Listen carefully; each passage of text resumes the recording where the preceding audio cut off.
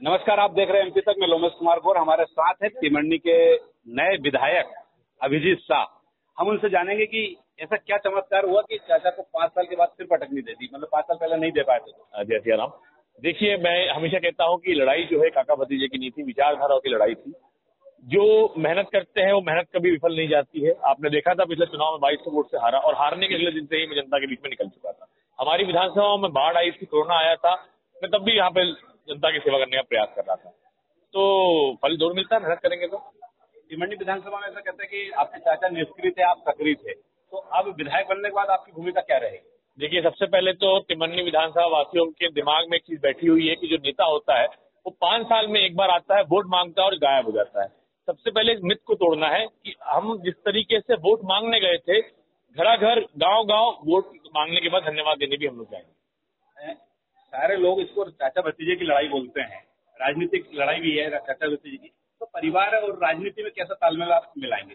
देखिए, ये शुरुआत से मैं कह रहा हूँ कि लड़ाई कोई पारिवारिक नहीं थी, काका भतीजे की नहीं थी, ये विचारधाराओं की लड़ाई थी। वो दूसरी पार्टी में थे, मैं दूसरी पार्टी में हूँ, तो बस इतनी सी बात है। हमारा तो परिवार ही आप देख रहे हैं पूरा राजनीति में है। तो अब विकास काम कैसे कराएंगे, क्योंकि लहर पूरी प्रदेश में बीजेपी की आई है और हरदा जिले में तो कांग्रेस की आ गई है, तो कैसे काम करा पाएंगे? देखिए, जनता ने मुझे चुना है, उन्होंने मुझ पर विश्वास दिलाया है, विश्वास करते हैं मुझ पर, वो इसलिए उन्होंने वोट दिया है।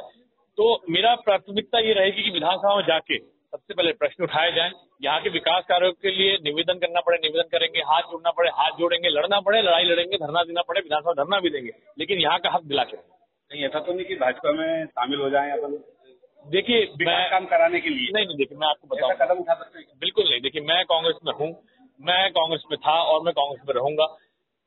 आपको काम या फिर आप अपनी विधानसभा में काम कैसे करा सकते हैं? आप अगर बात करें भाजपा में शामिल होने की, तो जो देखिए काका जी तो जो थे, यहाँ के पूर्व विधायक भी थे, वो भाजपा में थे ना, पर क्या काम करवा पाए? क्या नहीं करवा पाए?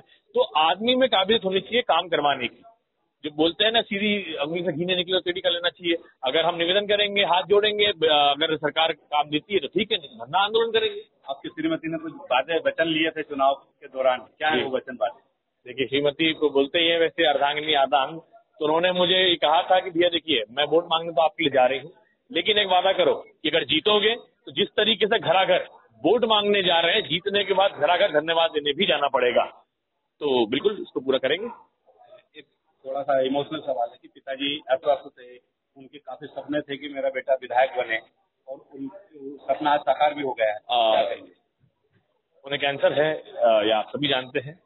ये सपना मेरा नहीं था, ये सपना उनका था। 2013 में वो लड़े थे, 2018 में मैंने सपना पूरा करने का प्रयास किया था, नहीं कर पाए थे, लेकिन उनका साथ हमेशा मिला, उनका सहयोग मुझे हमेशा मिला और सबसे पहले जाके उनके पैर में पड़ूंगा और ठीक है, आज सपना पूरा किया, उनका आशीर्वाद बना। मन्नत मानी थी कि चुनाव जीतोगे तो कुछ करोगे, ऐसी कोई मन्नत मान्यता है भगवान के पास जाने की? कहीं कुछ मन्नत मान्यता है क्या? देखिए, अभी तो हम जब चुनाव हार रहे थे, लगभग 7,500 रुपये चल रहे थे, तो एक मन्नत मांगी थी कि भैया देखिए, सुबह मुझे कान्हा बाबा होते हुए आना था, रामदेव बाबा होते हुए थोड़ी आना था, मैं नहीं आ पाया किसी कारण। तो मैंने मन में सोचा था कि अगर मैं जीतता हूं तो यहाँ से वहां पैदल जाऊंगा और मैं भी पैदल जाऊंगा वहां पर। अच्छा, लगभग ये 30 किलोमीटर का सफर आप पैदल करेंगे? बिल्कुल करेंगे, रात में भले ही 2 बज जाए 4 बज जाए, सुबह की हो जाए, पर वो पूरा करेंगे।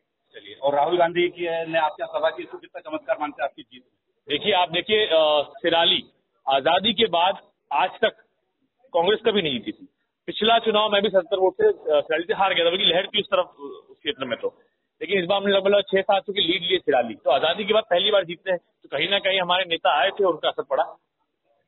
राहुल गांधी का असर पड़ा है और वो सिराली आए थे, इसलिए हरदा जिले की दोनों सीटें कांग्रेस ने जीत ली। अभिजीत शाह बड़े विश्वास के साथ कहते हैं कि जनता ने जिस उम्मीद और विश्वास से उनको जिताया है, उनकी उम्मीदों पर खरा उतरने के लिए वह पदयात्रा भी करना पड़े, सरकार के हाथ पे जोड़ना पड़े या सरकार से धनाधन की स्थिति भी होगी, तो वह निपटने के लिए तैयार है। एमपी तक के लिए हरदा से लोमेश कुमार गौर की रिपोर्ट।